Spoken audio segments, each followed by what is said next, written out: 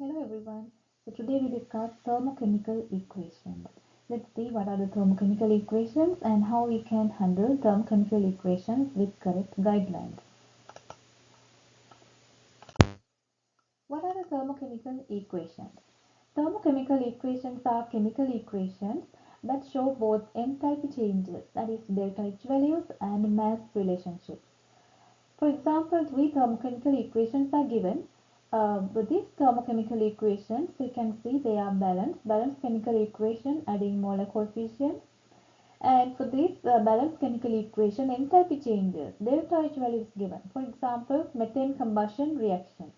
CH4 methane combined with oxygen to produce carbon dioxide and water. For this reaction, delta H value is negative 822.4 kilojoules per mole. The second, another example, the water in the liquid phase converts into water in the gas phase. So it is evaporation reaction. So in water evaporation reaction, delta H is plus 88.0 kilojoules per mole. And another example, water in the solid phase converts into water in the liquid phase, like ice melting. So for this phase change reaction, delta H is 6.01 kilojoules per mole. So these are thermochemical equations. Both balance the equation and its delta H value is given. Now let's see why we need thermochemical equations and how we can handle what are the guidelines. The guidelines for writing and interpreting thermochemical equations.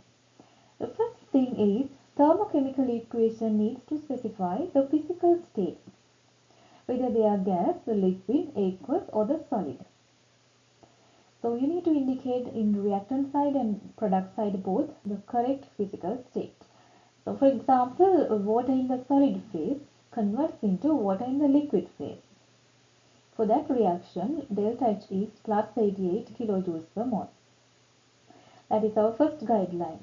The second one is when multiplied the both reactants and the product side of the equation by factor of n.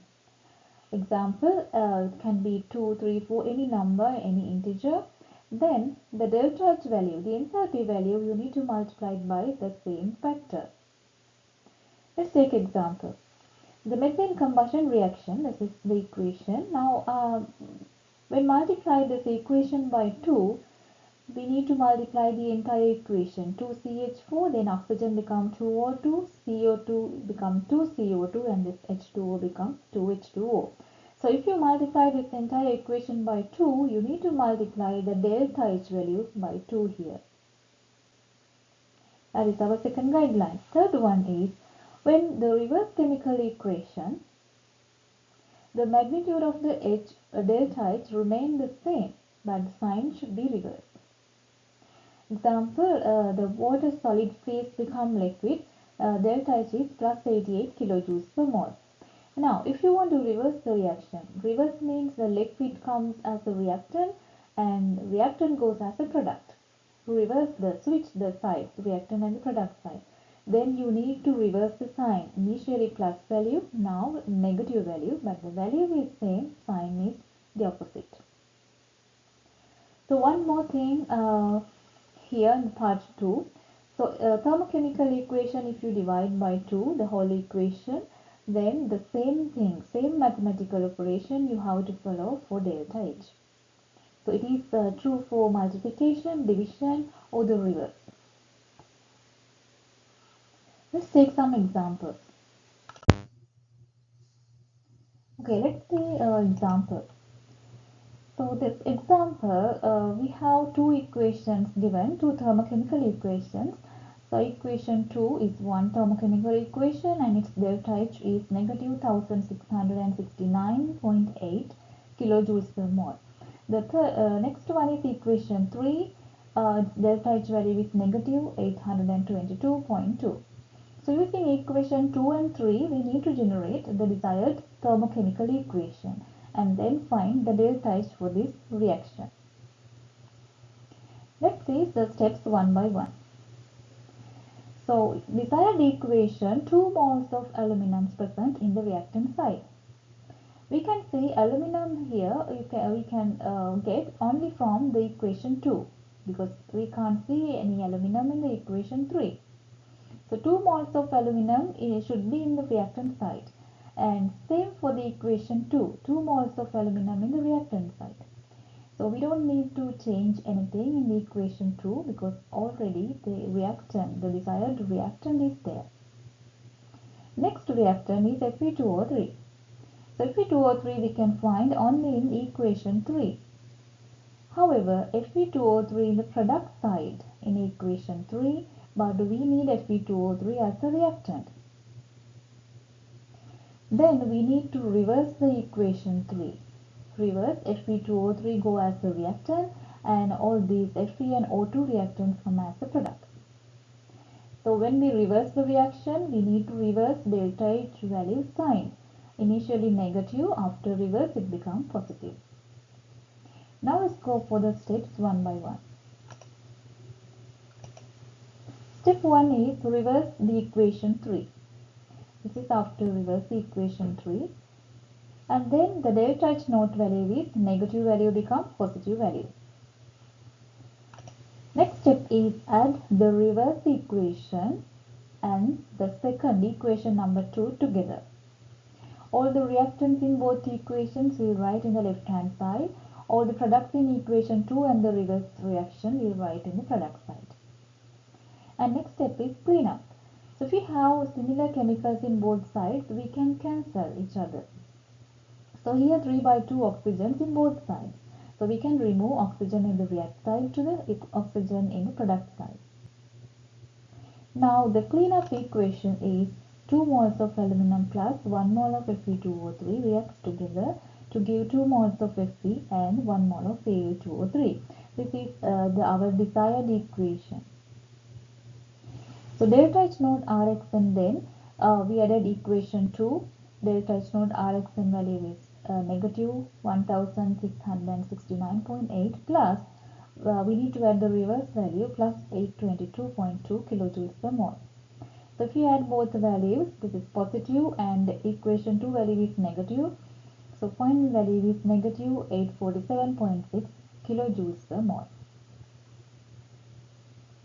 Let's go and find another example. Let's take another example. So this is at 25 degrees, 3 thermochemical equations are given. So using these 3 thermochemical equations, we need to find delta H naught Rxn for the given reaction.